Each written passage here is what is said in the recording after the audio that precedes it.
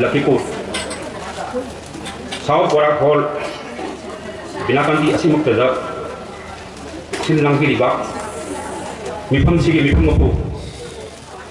Haiken Kanta, Nasigi, Chief Gaski Pulpum Langa, Lengsin Biribi, Impal the Gilaki, Taunazam Binda, social activist, Manipur.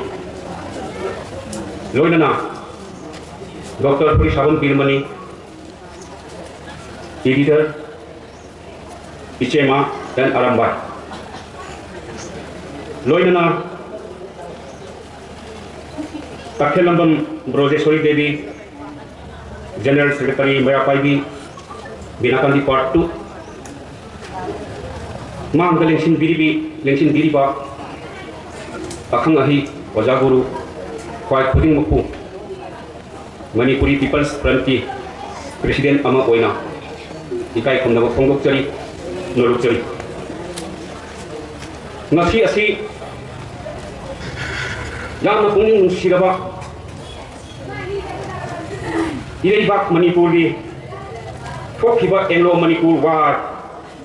1891, Kamundarudaba Manipur ki itihas ka sana ki kalina may la na idna thambiram laba madu ka mari lengana ngasi mak mipam sita ai busu invite to bilakuna jahun bibagi damat sinja langjari ba organization go ekoi ge mai ki ikai khunno phongok chari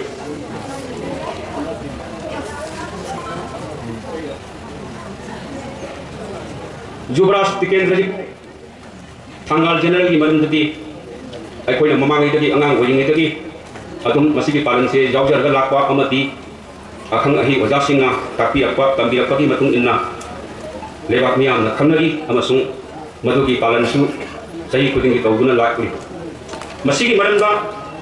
यामना थोड़ों सांग हाइन द्रबसु केंतक ना Jubras Tikendraji Tangal General Animaku, Haidabung, Hojina Polo Ground, Beat again the part Haidas of Kami, in Palda, Hojik, Miam, Sapir, Mayan, Jovian, Haidam, Simukta, a whole person of Sina. Mama Lebaki Dama, some Tira Britiski, Kutta, Pasiki Saraida, no, Imalebaki Dama, Tawai Tabiki. So he Asimakada Ukram Bakazao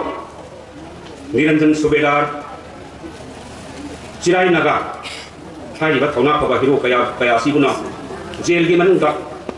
Pasito Guna Hapiti Nasiki Asikum Naba Imanibaki Singer Pokuding Mapu Tona Kana Sibaki Dana Adugum Naba Aku Sinduki Sauda Nauda Oizurubagi South Jabati Kuding Makta Howie Nasiki Ninsing Torunga Mari Lena Kudung Sabak Hajip Lojaraga Tamuida Horakwa One President from Jabe Sahikaya Mamangagi Sana Sinana Leminapa Marupena Kanuk Karana Mitai Kongul Mutat Nanaba Torang Kaya San Haibada Hojik Hojima Manipura Hokiba Megitang Ohundagi Hojik Hawada Zatarakiba Jong Natan Naibum Lejerakiba Low Mapuga Chak Manakraba Mitai Nasi Ako Sing Nising Palan Toram Se Bangkok the Miam the Kari Powi Bagi Haibase I know Miam the Hanjaning Haina Mitadi Lenak to be by Gunalakiba Sahi listen any day here Nakwari, Lazaraba, Adumba Kunai Jati Amani Haibase Nasi Pritivi Nakam I quite get back Ningasing Puna Tabak Taminaba Namdabagi Mami Abadi Nasi Miam Ubirangani, Ubiri, ꯑꯩꯈꯣꯏ ꯄꯨꯟꯁꯤꯟꯅꯗꯕꯒꯤ ꯌꯥꯝꯅ ꯅꯨꯡꯉꯥꯏꯇꯕ ꯄꯥꯡꯒꯜ ꯁꯣꯟꯕ ꯃꯗꯨꯃꯛꯅ ꯃꯔꯝ ꯑꯣꯏꯔꯒ ꯃꯤꯇꯣꯞꯆꯥ ꯃꯤꯌꯥꯟꯆꯥ ꯃꯄꯥꯟꯗꯒꯤ ꯂꯥꯛꯄ ꯃꯈꯣꯏꯅ ꯈꯨꯗꯣꯡꯆꯥꯕ ꯂꯧꯕꯅꯤ ꯍꯥꯏꯕꯁꯦ ꯑꯩꯈꯣꯏ ꯃꯥꯟꯅꯗꯕꯗꯒꯤ ꯃꯅꯤꯄꯨꯔꯗ ꯉꯁꯤ ꯆꯍꯤ ꯀꯨꯝꯖꯥ ꯀꯌꯥꯒꯤ ꯃꯃꯥꯡꯗꯒꯤ ꯃꯥꯟꯅꯗꯕ ꯃꯌꯥꯝ ꯑꯃ ꯎꯕꯤ ꯑꯃꯁꯨꯡ ꯎꯔꯤ ꯑꯗꯨꯃꯛꯅꯁꯨ ꯃꯔꯝ ꯑꯣꯏꯔꯒ ꯃꯅꯤꯄꯨꯔꯒꯤ ꯃꯄꯥꯟꯗ ꯑꯁꯥꯝꯒꯤ ꯃꯅꯨꯡꯗ ꯂꯈꯤꯄꯨꯔ ꯍꯥꯏꯔꯤꯕ ꯃꯐꯝ ꯑꯁꯦ ꯃꯃꯥꯡꯉꯩꯗ ꯑꯍꯜ ꯂꯃꯟꯁꯤꯡꯅ ꯁꯦꯀꯦꯟ ꯃꯅꯤꯄꯨꯔꯅꯤ ꯍꯥꯏꯕꯤꯔꯝꯃꯤ ꯑꯩꯈꯣꯏꯒꯤ ꯂꯈꯤꯄꯨꯔꯒꯤ ꯃꯅꯨꯡꯗꯁꯨ ꯄꯨꯟꯁꯤꯟꯃꯤꯟꯅꯕ ꯑꯄꯨꯟꯕ ꯄꯨꯔꯛꯄ ꯍꯥꯏꯕꯁꯤ ꯉꯁꯤꯃꯛꯁꯨ ꯉꯝꯗꯕꯁꯦ ꯊꯃꯣꯏꯗ ꯌꯥꯝꯅ ꯅꯨꯡꯉꯥꯏꯇꯕ ꯐꯥꯎꯏ ꯃꯔꯝ ꯑꯗꯨꯅ ꯇꯨꯡꯒꯤ ꯃꯤꯔꯣꯜꯅ ꯇꯝꯍꯧꯒꯗꯕꯁꯦ ꯑꯩꯈꯣꯏ ꯆꯨꯝꯊꯣꯛꯄ ꯑꯃ ꯆꯪꯗꯕ꯭ꯔꯥ ꯁꯤꯅꯤ ꯑꯩꯅ ꯍꯪꯖꯅꯤꯡꯉꯤꯕꯁꯦ ꯑꯩꯈꯣꯏꯒꯤ ꯃꯅꯤꯄꯨꯔ ꯍꯧꯖꯤꯛ ꯑꯆꯧꯕ ꯄꯔꯥ ꯑꯃ ꯇꯝꯕꯤꯔꯛꯇꯨꯅ ꯃꯤꯇꯣꯞ ꯃꯤꯌꯥꯟꯆꯥꯁꯤꯡꯗꯨꯅ ꯇꯝꯕꯤꯔꯛꯇꯨꯅ ꯉꯁꯤꯃꯛ ꯈꯔ ꯄꯨꯟꯁꯤꯟꯕꯒꯤ ꯃꯃꯤꯗꯤ ꯇꯥꯕ ꯎꯔꯛꯂꯤ ꯑꯗꯨꯃꯛꯄꯨ ꯃꯄꯨꯡ ꯐꯥꯅ ꯄꯨꯟꯁꯤꯟꯕꯗꯤ ꯉꯝꯗ꯭ꯔꯤ ꯃꯗꯨꯅ ꯃꯔꯝ ꯑꯣꯏꯔꯒ ꯑꯩꯈꯣꯏꯅ ꯑꯩꯈꯣꯏꯒꯤ ꯏꯔꯝꯗꯝ ꯑꯁꯥꯝꯗꯒꯤꯁꯨ ꯍꯧꯔꯒ ꯑꯩꯈꯣꯏ ꯄꯨꯟꯁꯤꯟꯃꯤꯟꯅꯁꯤ ꯍꯥꯏꯕꯁꯦ ꯃꯅꯤꯄꯨꯔꯤ ꯄꯤꯄꯜꯁ ꯐ꯭ꯔꯟꯠꯀꯤ ꯃꯦꯁꯦꯖꯅꯤ ꯍꯥꯏꯕꯁꯤꯃ ꯊꯝꯖꯔꯤ ꯑꯀꯤ ꯇꯨꯖꯨꯡꯕꯇꯅ ꯄꯤꯛ ꯊꯜꯂꯕ ꯂꯥꯟꯐꯝꯗ ꯉꯁꯤꯃꯛ ꯑꯁꯥꯝꯒꯤ ꯃꯐꯝ ꯀꯌꯥꯗꯒꯤ ꯋꯥꯔꯥꯛ ꯚꯦꯂꯤꯒꯤ ꯃꯐꯝ ꯀꯌꯥꯗꯒꯤ ꯇ꯭ꯔꯤꯄꯨꯔꯥꯗꯒꯤ ꯕꯪꯒ꯭ꯂꯥꯗꯦꯁꯇꯒꯤ ꯏꯔꯝꯗꯝ ꯏꯃꯥ ꯂꯩꯕꯥꯛ ꯃꯅꯤꯄꯨꯔꯁꯦ ꯃꯃꯥꯡꯉꯩꯗ ꯑꯃꯨꯛꯇꯁꯨ ꯊꯣꯛꯈꯤꯗ꯭ꯔꯕ ꯑꯀꯤ ꯇꯨꯖꯨꯡꯕꯇꯅ ꯄꯤꯛ ꯊꯜꯂꯕ ꯃꯤꯍꯥꯠ ꯃꯤꯄꯨꯟ ꯊꯣꯛꯏꯕ ꯊꯧꯗꯣꯛꯁꯤꯒ ꯃꯔꯤ ꯂꯩꯅꯅ ngasi Manipurda mikap mirau khol kaya thok ibase mapanghi Manipuri masasing mitei ekhoi thamoi dasu adokki matik nungai taba thamoi da amuk haidun su kana rodaba Manipurda thok iba thodok tuga chap manana ekhoi dasu pain oi haibasima aina chief guest ki hamram lang lengsin bilibi medam dasu ai haijaningi chief guest ki हम नंग election भी मैदान ना मणिपुर की इरमदम कंगलेचा सिंगी मनुंदा मचे ताबग वाखलोन से करम नाम तंग पुंसिन गदगे हाइबसे हे पुंसिन को मतंदा पान मणिपुर दा लेजरिबा अकोइ लकीपुर की ngasi तिल्लिबा सिन नाउ मयाम से सोदन पुंसिन लकनी मणिपुर इरमदम की मतौ सोदन तम लकनी मणिपुर दा मखल ऑर्गेनाइजेशन सिंग थोपदमा अकोइ असिदसु अदुम थोई अति मफम दसु अदुम थोई अखोना इसाई आई इयाम्बा जेंखम राजबिहारी इयाम्बा सिना हैबी गो फमा आई थमजगे थंगौजम महेश्वर महाकसी पार्टी अमगी मखादा इलेक्शन थेंगखी माइथीखी लोइना ngasi मणिपुर दा थोइबा इरांग सिग मरी लेना दिल्ली की विजिट अम लाकनी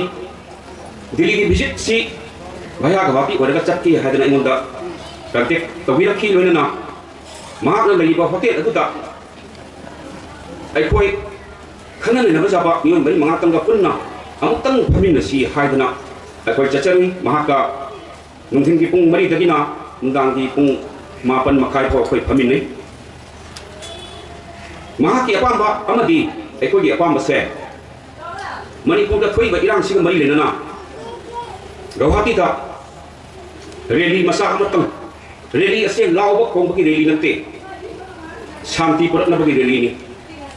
मसी मतंग पांथोक मिनसी हायरगा अखोई लेटना जखिबा नुंदांग नुमिदांग अदो महाना नुंदांग की पुंग 12 मखाई अथेंबा 12 मखाई मक्तदा महाना फोन तौबिरei हयें अखोइना डीसी ऑफिस तगी परमिशन लौबगी वफम दो हौजिक अइना लेजरिबा होटेल सिता पुलिस मयामना क्वेश्चन फेमा को अरेस्ट तौनबगिदमा महाक यावजरिबा पार्टी आई ममिंग बुदी आई याम हैजररोय मा पॉलिटिकल की मरम दा लाक्सबनते माकी मणिपुर थुई बगिरांग सिग मरी लेना गुवाहाटी ता आइना हैजरिबा दुनी पीस रैली नत्रगा सिट इन प्रोटेस्ट अमा फंबा पामम बतुमुकनी अखोई ऑर्गेनाइजेशन लसु महाक लाकनी की ममांगदा याम कन्ना होनजकी अदुबो डीसी ना परमिशन अमा तपीबिके मरमदी मनपुरी की ऑर्गनाइजेशन परमिशन मत पीबगी खुदोंचाब लेते मधुमकना अखोइना तुमिन्ना लेरगा करी तौसिगा हाइना खनगी मतमदनी महेश्वर थोंगावजमना अखोइदा निंगसिंग गेखिबदो महाकना अहिंग नोंगालमदागी पुंग अनि मखाइ ताबा मतमदा महाका खंगजबा गुवाहाटीदा लेबा महाकी पार्टी की कार्यकर्ता मयामना लागा महाकु तुमिन्ना होटेलदगी शिफ्ट तौथोपिखि मधुगा थंगना थंगना महाकी दिल्ली दा पाइखरे लोइनना अखोइ मी अहुम मरी अइना लीड तौजरगा DCP अखोइ पुलिस कमिश्नर हाइगद्रा अखोइ कटेक नंबर तगमदगी फंगबनो खंगे अखोइ ओखलई अखोइ उनजमी मखोइना पामिबसी मणिपुरी की ओइबा यानी संस्था सिंगी सिट इन प्रोटेस्ट खंगे रैली खंगे अमत चप्प जाबगे याब पीदे हाइदना यामनिंग बकाइनि गाइनि अखोइ की याति सिना ngasi ngasimak thengnariba just sit in protest amatang di pibiu haiba phauda makoina jakidabani aikoina kamakha mandir chatlaga mandir da puja to go phauda makoina jeng salli mi yamna chatpa yadaba di pionda aduki matik akoi khan akoi bu namthabi ba haita masigi nuai tawa message se ai mayam da thamjari adumak na maram oiraga akoi machet ta bagi wakhallon se thado oga punsan minabagi wakhallon da leader sing na sagat piro अखोई तुम इंजगे मसी मकक एक थमजरी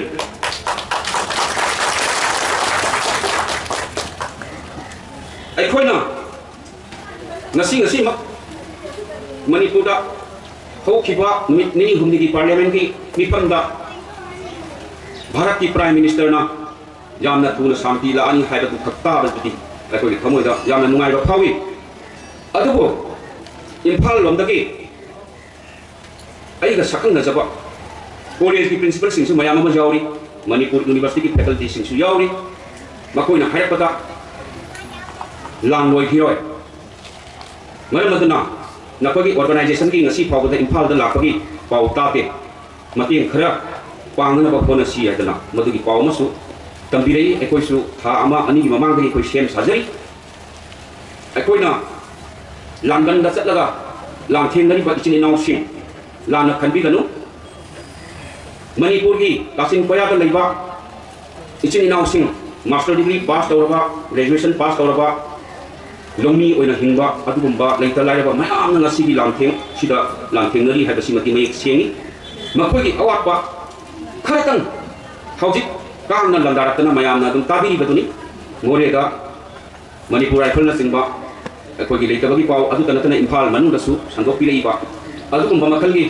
अखोइना coat अहुम खक्तंगी अखोइना August की लोसलको मतम सिदा अखोइ Manipuri peoples फ्रंटना चचरगा इलमदम Manipuri अवापा खरतंग अखोइ समदजगे हैबा वाफम जिमा मयामदा ngasi खुदोंग चाबसे लौजरगा मै मयामदा हाइजेबनी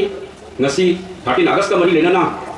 संपतना वा हजितंग नांगजबदा असोय अंगाम कया जावरबसु ओजा लाइ गुरु सिंह खुदिमकना इबु ngapiगनी इमा लेबाकना जायफरे मणिपुर इमाना जायफरे थैंक यू